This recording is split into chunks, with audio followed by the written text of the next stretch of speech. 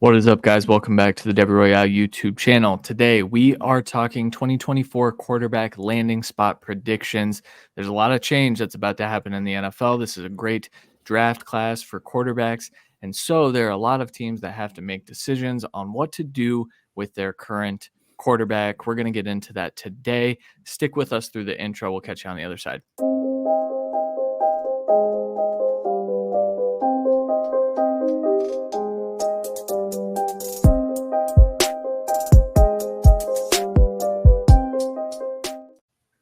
All right. The 2023 season is pretty much over. We're into the playoffs, obviously. And so now it's time to talk about the 2024 season and what could potentially happen in free agency, how this quarterback landscape is going to change.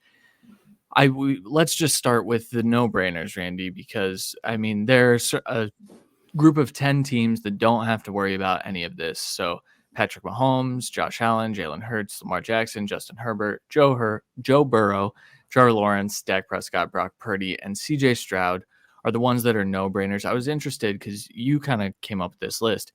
Do you think Brock Purdy is in the no-brainer discussion right now? Right now, Yeah. because of his contract, it's a Fair. no-brainer. There's no point in trying to upgrade the position. It's just let's just keep rolling. If he doesn't grow anymore, then the decision's kind of made for you because that's what they did before with Jimmy G. Because I think he's at that level right now. Even though I think a lot of 49ers fans wouldn't like to hear that. It's just he's costing them games. He's not winning games for them, but he's not losing most. It's only been like 2 games that he's costed them. So he's played well with that contract. He's locked in for at least another year or two, no question. Yeah, I agree. I think the true question comes when it's time to extend him, which is a couple years down the road. So, and then I kind of moved CJ Stroud up to the no-brainers. I think we've already seen enough. He's having a historic rookie season, and I don't think that we have to worry about that moving forward. But so we do also have some too early to tells, which is just two rookies that Anthony Richardson got hurt after a few games. I think he played in 4 games, left 2 of them. Bryce Young, obviously, we know what happened with the Carolina Panthers. The Bears are selecting first overall because of how bad that situation was. Randy, if you had to guess, so this is not about 2024 quarterback predictions here, but if you had to guess, do either of these guys get a second contract with their current team? I would assume both, just because we saw Bryce grow this year with no weapons around him and coaching changes and everything being chaotic and just not a good roster. And then Anthony Richardson, in the 4 games he played, we saw flashes of greatness. Honestly, a big step ahead from what he was in college as well. If that can continue to grow, he's going to know the playbook by heart going into next year. I think there could be some big things. I mean, it's a team that could have made the playoffs and probably would have with Anthony Richardson. I agree with you there. I mean, obviously staying healthy is important. Learning how to slide is important. I think that should be a key component of his offseason training, honestly. But yeah, I kind of agree. I think Bryce Young flashed. I'm still more concerned than I once was about Bryce Young, just simply because I don't know what their path forward is. Okay, we've got 12 locked in. We have 20 to talk about. But before we do that, just reminder, check out our patreon.com/the Devy Royale. We have combined Devy Dynasty rankings over there. We have an awesome, super active Discord where we're talking NFL draft every day. We've got transfer portal stuff happening in there. We've got guides for you. There's a ton of stuff. Go check it out. Patreon.com/the Devy Royale. It's about $5 a month. $5 a month will get you all the stuff. You can join the Discord if you want for just $1 a month. So patreon.com/the Devy Royale. Okay. Decision time. There are 20 teams really that have a decision to make. Now, sometimes those decisions can be easy. Other times we'll probably get into this quite a bit. So let's just get right into it. First one, Tua Tagovailoa. We're fresh off this playoff performance where it was clear what the tier of quarterback was on each team. So as you noted here, 5th-year option used for 2024. Is this the current value from Spotrac? Yeah. So current market value is estimated at 6 years, 302 million, or 50 per year. Randy, do you think the Dolphins are going to go in that direction moving forward? It's a tough. He's been really the catalyst to move this offense. Obviously, as the quarterback, he's looked good all year. In a cold weather game at home in Arrowhead, he played bad. The whole team did, though. So at a certain point, we weren't expecting great things from him once we saw the weather, and that could be an issue moving forward. But just got to keep winning games, getting home playoff games, and I think he can thrive. I mean, that's what Mahomes has done his whole career is he's gotten home playoff games. He looks good at home. So I think that's the thing. I don't know if they do this big 6-year contract this year. And obviously the 5th-year option has been used for this next year, but most quarterbacks on the 5th-year options work to get an extension done before the season starts. I think Tua will be doing the same thing. I do think they might be able to get slight discount or a short-term deal as kind of like a keep. And with his injury history, this is his first healthy season. I think they might be able to get a little bit of a placeholder a year or two in there to say to it, prove yourself, we'll give you 60, But yeah, for now, we'll give you an extension of 40 for 2024 and 2025, and then we'll go from there. I think that's their best option just because to tie up all that money right now when you're not 100% and you can kind of delay it until Tyreek's contract is up when he says he's retiring, it'll be a good time to cash in on Tua and pay him the money he wants if he's earned it. Big if. I think I had a tweet a little while ago, maybe a week or two ago, that said, I think he's more of a Daniel Jones extension instead of a Joe Burrow or Justin Herbert extension. And that's okay. Mm-hmm. I think that's a viable way to build a team and win. That said, I mean, Tua's flaws do limit what the ceiling is. Unless they are the number 1 seed, they get home playoff games, and then they play in a dome for the Super Bowl every single year. I don't know that he has the arm strength, but I do. Tua is a good quarterback. I think he's actually better than Daniel Jones. And so I don't see him getting all the way up to 50. I know the market changes every year, but I think it's more of like a 4-year, 43, 44 million per. You can front load it, kind of like the Daniel Jones contract is structured, where it's really a 2-year commitment. I think that's the path forward for the Dolphins, because I can also make an argument that they could easily upgrade very soon in a Stafford McVay-esque way. I think Mike McDaniel could use a quarterback that can do some more things, but I think Tua is a good enough quarterback. Yeah, I mean, the way I have it, I mean, the Daniel Jones contract is now the baseline for starting quarterbacks. Like, no one's taking less than that. We don't got to worry. Even Baker, I'm assuming, is getting that contract for at least 1 year or two if they decide to keep him. But in terms of Tua, I think, like you said, going the Daniel Jones route of giving him the big contract he wants, but having an out after 2 years is the other option if they don't want to if they can't work out just a 2-year deal. Yeah, for sure. All right, next one on here, Deshaun Watson, Joe Flacco. The Browns don't really have an option, so I would call this one a locked in only because they have to be with Deshaun Watson. They don't have an out, so. It's been proven that this team, even through injury, can make the playoffs with bad quarterback play. If he can't get it done next year, this is the last year that picks are being used. So if he can't get it done this year, it's time to move forward. I think you give him one more year. He hasn't had a full season in the last, 4 or 5 seasons, it feels like. So one more shot, and then you have to eat the costs at that point. Yeah, I don't want to talk about that team anymore. Denver Broncos, Russell Wilson. We know that the Broncos are moving on from Russell Wilson the next year, allegedly. Obviously, nothing is set in stone. You have here that they can save money if they trade post June 1st. They're probably going to end up cutting him because teams know what the situation is, and I don't know. There might be some level of trade market. But what do you think the Broncos do to salvage their quarterback position? That's kind of where I want to go with this.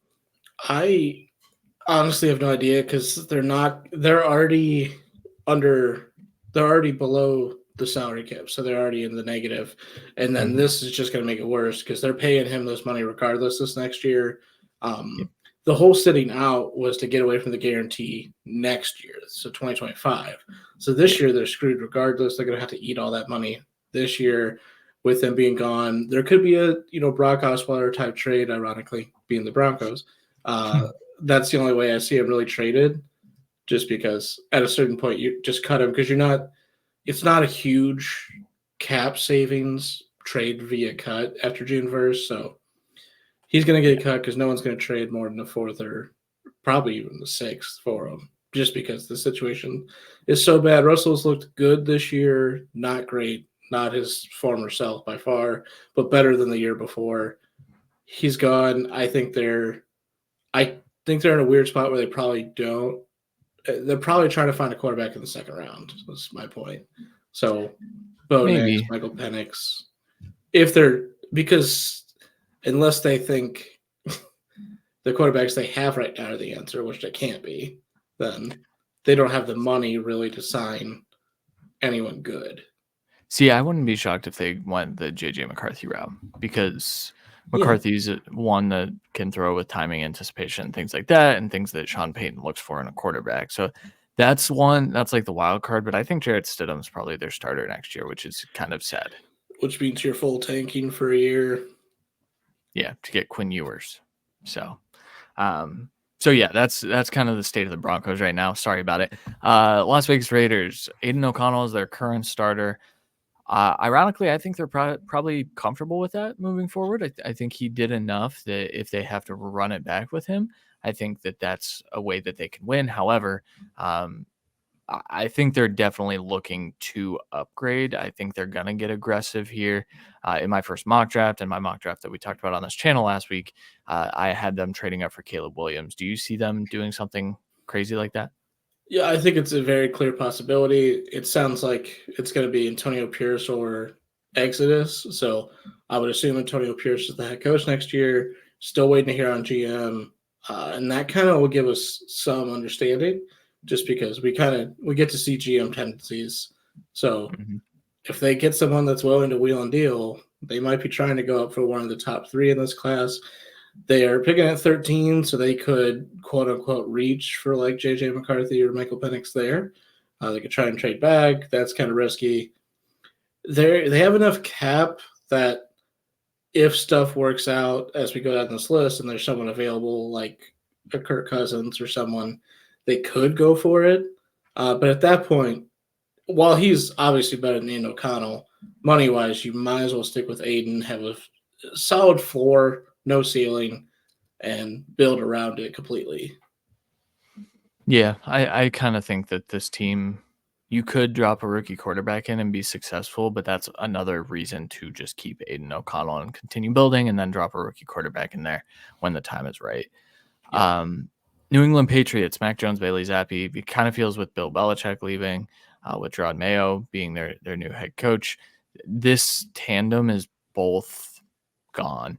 And so I know a lot of people think the Patriots would draft a quarterback at 3 overall. I'm skeptical of that personally, because I don't think the roster is quite ready for a quarterback, as we've seen with Mac Jones and Bailey Zappi. So I know you had fun when you had them moving up to get a quarterback at the end of the first round. Do you think that's a viable strategy? Or do you think that maybe some of these other guys could be on their radar? I think it's a bit of both. For them, I think they have to full reset the quarterback position. There's bad blood on both sides at that point. So you just got to get Mac out. Bailey, I don't think has any bad blood, but we've seen what Bailey Zappi is. You can keep him as a backup, but Mac has to go. At that point, the people that are going to be out there, I mean, like they're a team that obviously Russell Wilson's been linked to. I think that would be smart if they can get him for cheap, because they have cap room this year. Kill him. Yeah, but I'm saying to actually have relevant quarterback play, he might be the only option on this list that's viable. Mm-hmm. So that's the only thing. But I think them either taking a quarterback at 3 or taking a top tackle, Marvin Harrison, trading up in the back of the first, taking a quarterback at 34, all are options in my opinion. But to me, it can't be either of these two. My new prediction, and this is what we're doing, is predicting. I think they're taking Joe Alt still. I'm gonna roll with that. And I think that they're gonna take Bo Nix in the second round. Um, I think they're just gonna sit tight, wait for Bo Nix, and kind of roll that out there. I think they could add a player like maybe Zach Wilson as a flyer. Drew Lock comes to mind as a player they might want to add as well. Something different from what they've had for sure. I think they're Yeah. gonna reset it. I wouldn't be surprised if the Broncos starter next year is Mac Jones either, by the way. Just Yeah, saying. and It'll be a cheap option, shot at it, doesn't work, go someone else next year when you actually yeah, have money. that's fair for sure. Here we have the Jets with Aaron Rodgers. Obviously, they're looking for a quarterback of the future, but I think Aaron Rodgers is close to a lock for their 2024 starter, right? Yeah, there's just always a chance with Rodgers. He just decides in July he's done. Yeah. Especially with the Achilles. He was all about coming back, and then he realized that was not possible. So he's like, we're not in the playoffs. I'm not going to get hurt again. Screw it. So I do think he'll be back next year, but it's most likely his absolute last year and probably the last year for that entire staff and most of that team. They got one more shot at it, and hopefully Rodgers can be enough. But they need to bring in something else to be his backup for sure that can actually win a game. Yeah. Do you? So he's said a few times that he plans to play at least 2 more years. Do you buy it? I mean, there's chance, but that's what I'm saying. Like he could just as easily play another 3 years as retire in a month. That's why it's they have to be on here because yes, moving forward, their thought process is Rodgers a quarterback for at least 1 year, maybe 2, but you have to get something else in here. Even if you're not drafting this year, you're just bringing in a valuable backup. You got to do something.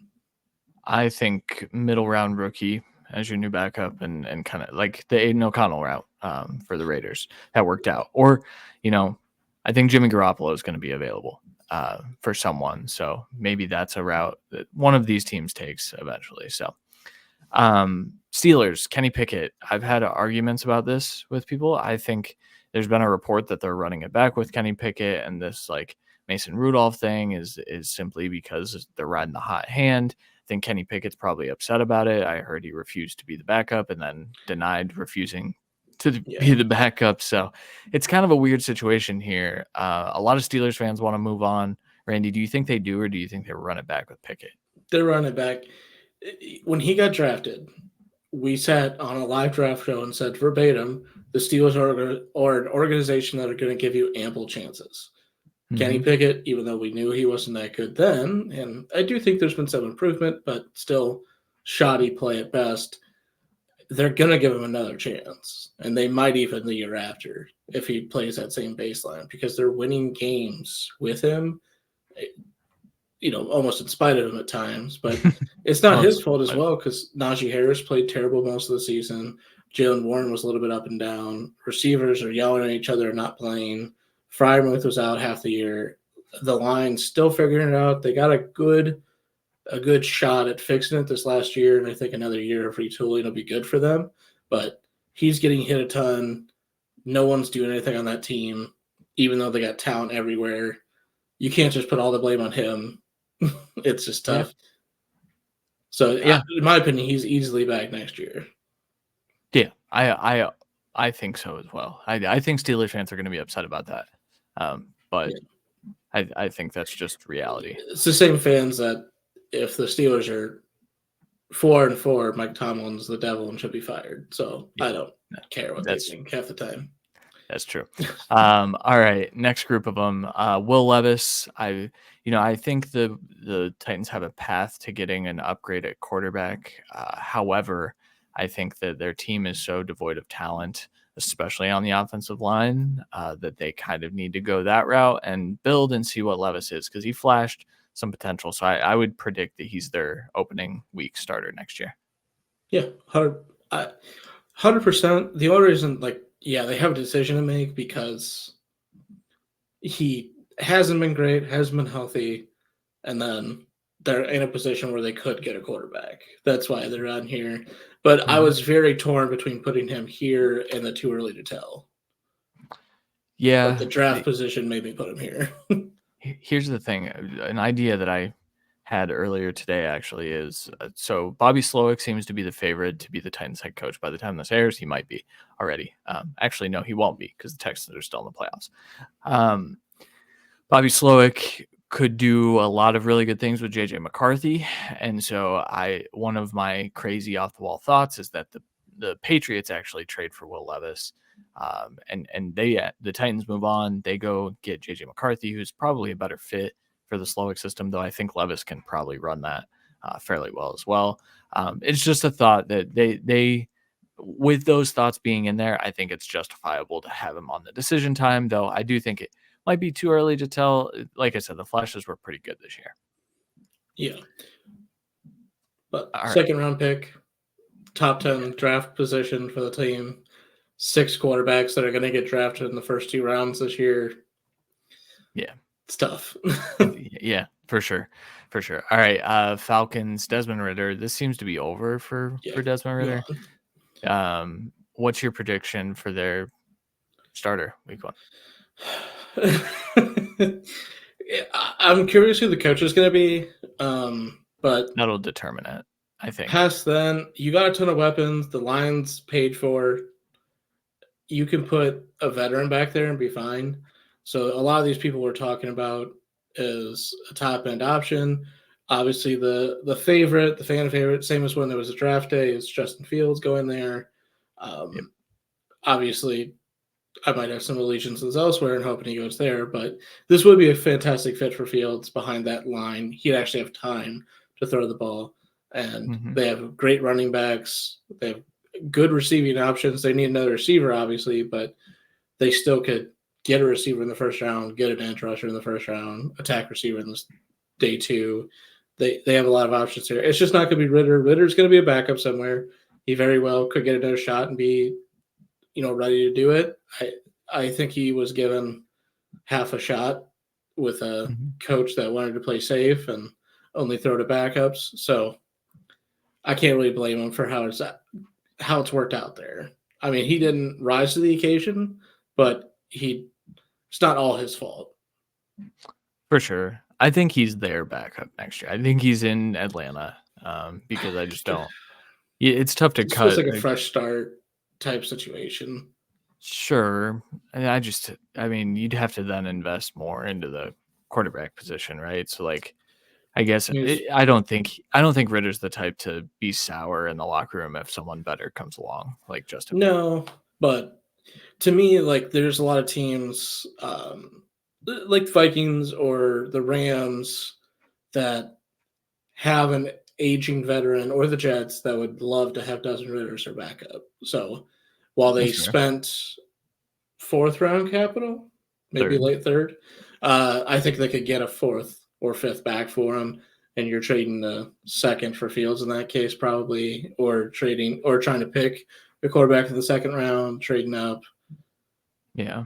I've been thinking about the Fields compensation. So I think the Falcons could do something like that. I think the Fields compensation is probably a 2025 pick because they're going to want a conditional on it. So I think it's probably going to be a 2025 second that can turn into a 1st for Justin Fields, if I had to guess.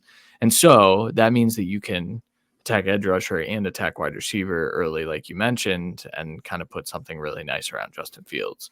That's my prediction. I'm so 50-50 on the Bears. My prediction is that Justin Fields is the Falcons QB1.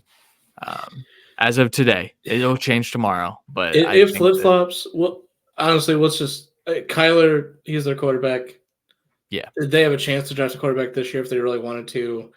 I just think they're full in on Kyler. It's just he has been up and down. He has been injury prone. So for me, he has to stay in the decision time.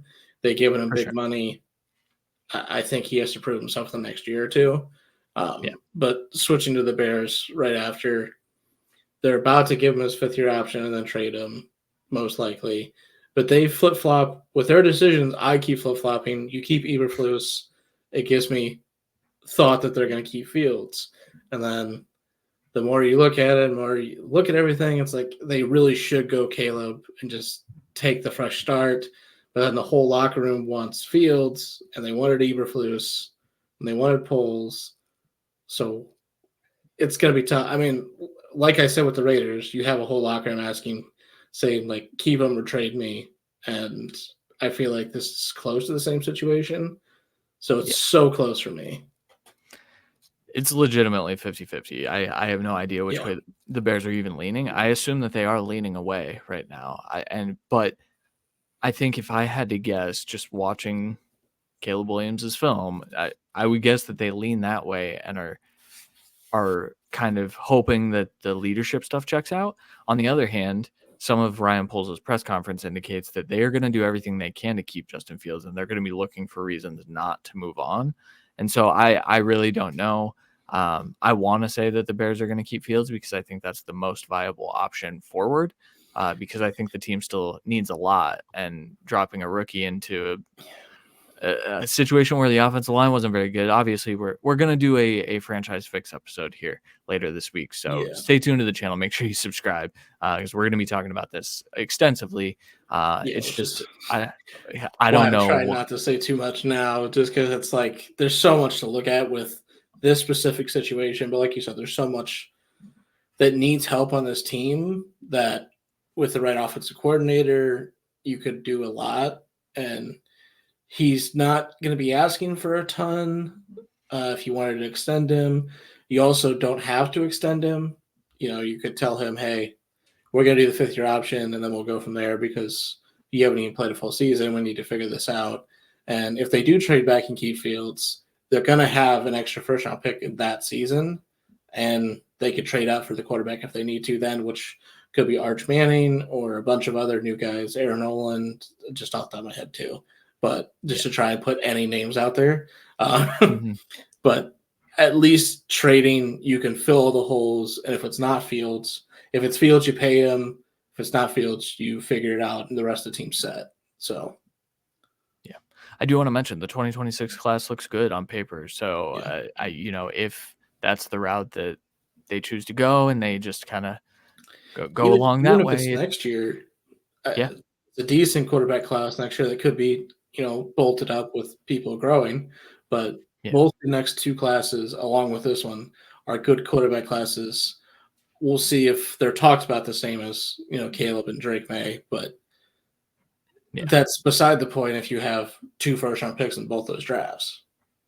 Yeah, for sure. All right, Lions, Jared Goff, he's their starter for 2024. So we can, but there's a decision coming. His contract ends next year. He's going to be age 30, which sounds crazy because it feels like Jared Goff should be like 33, 34 at this point.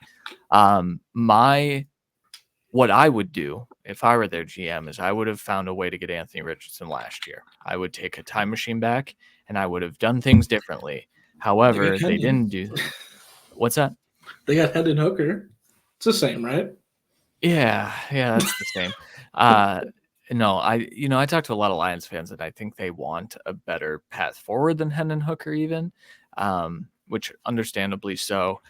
I think Goff is probably their starter for a while. I think fans look at Goff the way that we used to look at Kirk Cousins before Kirk Cousins continued to get all of this money from the Vikings.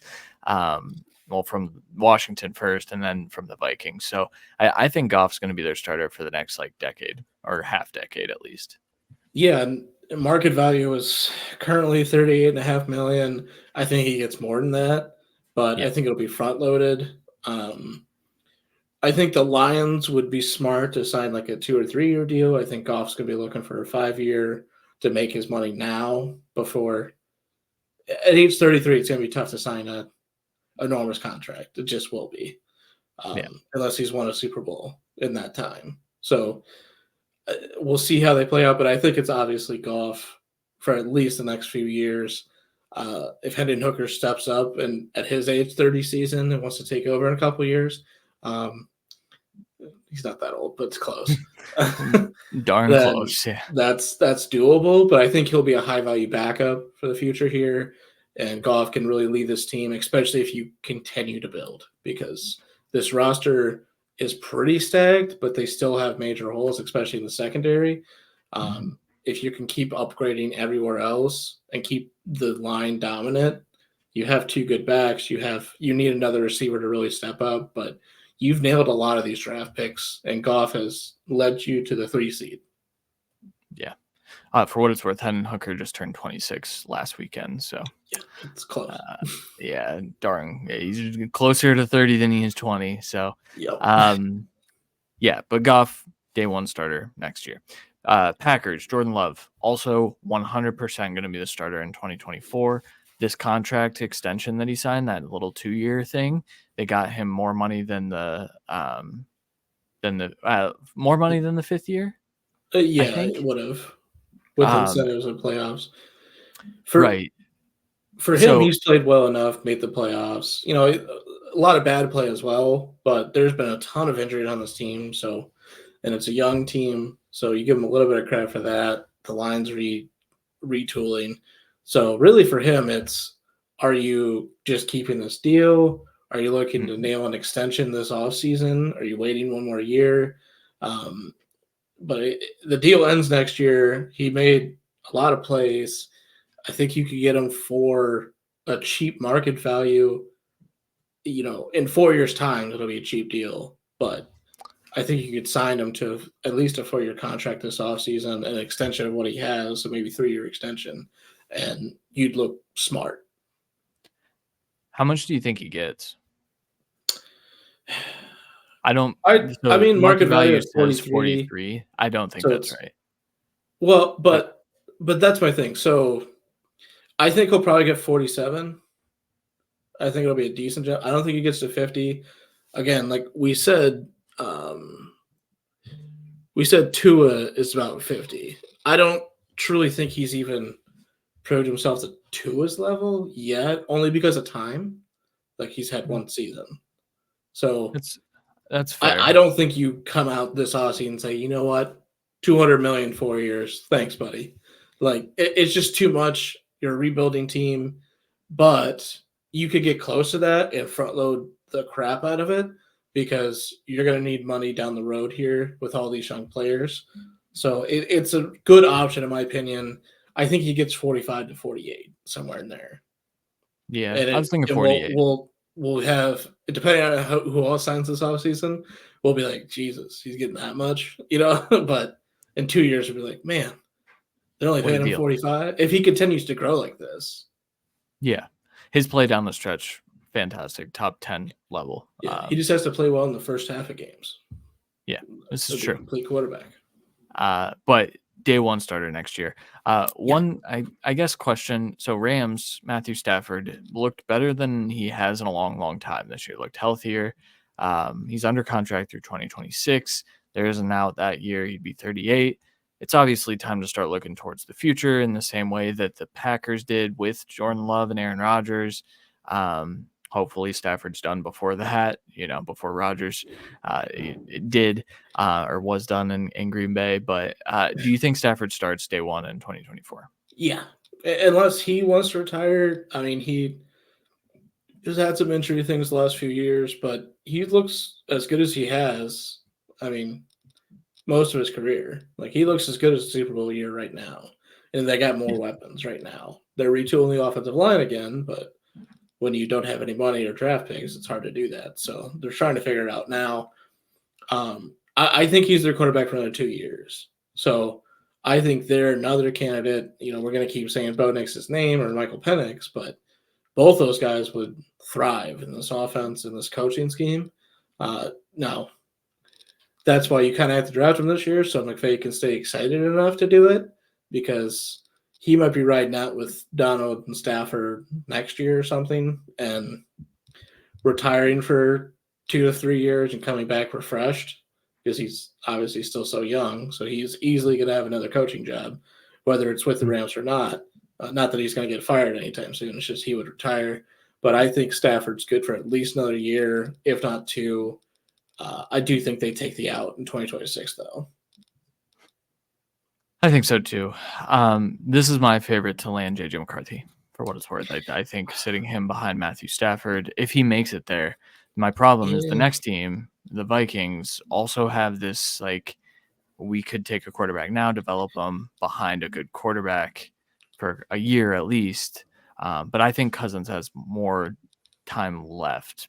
It's tough though, coming More off an elite Achilles time. injury. Yeah.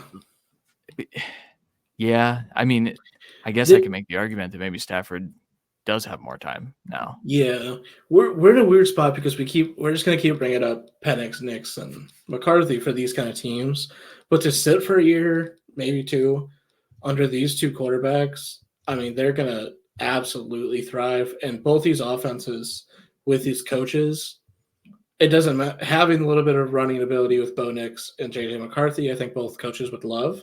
But I think both coaches would be equally as happy with Penix to sit back and deal. So obviously, they're going to work on a few things with him, but with the wide receivers for both these teams, any of those three quarterbacks, I think, could easily be a top 15 quarterback in 2 years. Yeah, I think so. I think Kirk Cousins is the starter for the Vikings next year. I think Derek Carr is the starter for the Saints next year. He's got to be.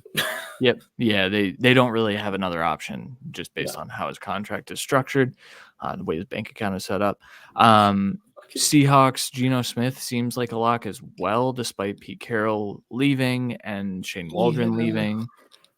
I think they have an out this year is the tricky they just situation. don't have a path to a better quarterback, in my opinion. No, but they're another one that's like, okay, like they could easily trade for Fields if he's available and cut Geno. You know, that's a very fair point. They could try for Baker. They could go for Cousins if he's available. Like any of these teams could bring in Sam Howell, even though I don't think they're letting him go. I think they'll take a quarterback and have both. But the Seahawks are in truly a weird position that when I made this talk, didn't think they would be in because I thought they'd have their whole coaching staff back. But now that they do have the out this next year, if they have a better option for long term, I think they take it. But I agree with you that I don't think they have that option necessarily. Yeah. Yeah. Daniel Jones. Giants fans really want a quarterback in the top whatever they're picking right now. Yeah. 6? I think they're 6th. They wouldn't trade him. They do. Do you think they move on from Daniel Jones? So the contract is structured to where they have an out after this year, and the out is like nothing. It's pretty much his deal ends after this year if they want it to. So taking a quarterback this year does make some sense. Yeah. Yeah, I think the fans are right. They definitely should be trying to get Jane Daniels at any chance they can. And worst case, I mean, best case, Jaden Daniels is your starter. You trade away Daniel Jones for pennies, but you get half the money off the book roughly. But worst case, you draft Jaden Daniels and Daniel Jones starts. Daniel Jones is a high paid backup. Like both of those are solid options for 1 year, and then boot them. Yeah. But they're in a weird spot. Like we said, there's 3 quarterbacks are, I'd say 75% likely to go in the top 3 picks, and whether that's trade or all 3 teams sitting. So that's where they're in a weird spot. Are they going to trade with the Patriots? No. There's some bad blood there. Commanders aren't moving back. So they got to hope 3 quarterbacks don't go in the top 3. Cardinals aren't taking a quarterback. And then they're sitting there with, who's at 5 right now? Chargers aren't taking a quarterback. So that's what you're hoping, and no one jumps you. That's their best case scenario, because unless Robert Kraft wants to be nice, he's not giving that pick to them. And they trade up for Caleb. The Bears aren't trading back and letting Marvin Harrison go. So I think that the Giants trading up for Caleb is something that I haven't really considered enough, and it's something that's certainly viable for the Giants moving forward. But if you're the Bears, you're full sending to get the trade from the Commanders or Patriots, and then you take whatever they're offering and move down and see what you can get to make up for possibly losing your top 2 options in the draft. Yeah. if you're trading the pick. We have to stop talking about the Bears because we're gonna hear soon It's anyway. So yeah. we'll table this. We'll talk about this Well, we were on talking about Friday. Daniel Jones. Yeah, I know, but I had a Bears comment. Like, it depends on how much difference they see in Marvin Harrison versus Odunze and Neighbors, which I think there will be some NFL teams who view them very closely because of the different skill sets, and because of what I think Neighbors probably offers that Harrison doesn't, which is yak opportunities. I think there's a chance that they would There's be a chance, comfortable but tearing down. but for the Bears, they have the yak receivers already. So They do. They need Marv. I would really like for them to but have Marv. the Buccaneers and Baker Mayfield. Yeah. Free agent this year. Spotrac has the value at $16.5 million, but over the cap has it at $33 million. I think that's more realistic. I think 16 would be a hell of a hometown discount, but I Mhm. think he's earned the 30 this year. I think they do kind of like I don't think they give him a 1-year deal again. I think they give him kind of like a Daniel Jones 3-year deal with a second year out. And I think it's 40 million average. He was. It's I think just he was good bumping enough. through other teams. It's just tough. I think he can get it, but the the pessimist in me is like, but if you get him for 30, you're going to. There'll be Yeah. a small bidding war because he's played really well, but at the other point though, I don't think he wants to leave. So, not that he wanted to leave his first home. So, True. I think I he think was he's good. found. I I think think he's it. found his groove again. I think it depends on how this game goes that already happened after this airs, that we haven't seen Where yet. they beat the We're Eagles recording by a little. 50 somehow. It's crazy. Yeah. No, Jalen Hurts I think kneeled every play. It was insane. I think I think the curveball is that Kirk Cousins doesn't go back to Minnesota, and then that's a viable option for Baker as well because I don't think they'd run it back with Yeah, a rookie without Kirk Cousins in place. that's gonna be Um, absolute chaos if that happens. I know. And that's I why don't think it we're will. talking about this because if Kirk Cousins is free, like there's a He's ton that could happen. he's the best available for what it's worth among all the quarterbacks in Yeah, the league. with Uh, technically Fields second, I'd say, and yeah, Russell Wilson third. I would say if I'm building a team though, I'd probably take a chance on Justin before Kirk It just depends because where of you're age at. and injury. But yeah. I wouldn't be shocked if a team like the Bucks, who think that they're close, also go after Kirk instead of Baker. But they're not Yeah, close. They shouldn't do that. I was gonna say they're not that close. No, they're not that good of a team. Okay, lastly, Commanders, they're moving on from Sam Howell. They're probably bringing in his former backup to be his new uh, the starter there. So it'll be the UNC quarterback room flipped. That's my assumption. Or the Commanders trade up for Caleb, or Drake May goes first somehow, and Caleb Williams is the starter in Washington. Either way, I don't think Sam Howell is the starter week 1 next year. Unfortunately, I think he played well at times, flashes, but too many picks, held on the ball too long behind Yeah. this offensive line. I don't know. I thought the offense ran pretty well most of the year, but he didn't win enough games. He made too many mistakes. It's unfortunate. Yeah, it Hope he happens. gets another shot. All right, so we made predictions. Obviously, there are a lot of different scenarios that can happen. So it could be chaos. It could be pretty chalk across the board where everyone kind of returns where we think they're going. Overall, exciting year, exciting offseason for quarterbacks. I think we're going to see a little bit of movement, especially the stuff at the first overall pick. I think that's fascinating. We'll talk about that more on our next episode of the Franchise Fix. We're starting with the Bears this week, so make sure you subscribe to the channel if you haven't already. We'll be diving into that. We're going to have a ton of content coming out. Kevin's killing it with these videos as well. So, Randy, anything to add before we bounce out of here? Hopefully, the games today, as we record on Sunday, is actually exciting, not depressing as yesterday's were. So, Yeah. hopefully, there's a lot to talk about for other people for the next couple days. Yeah.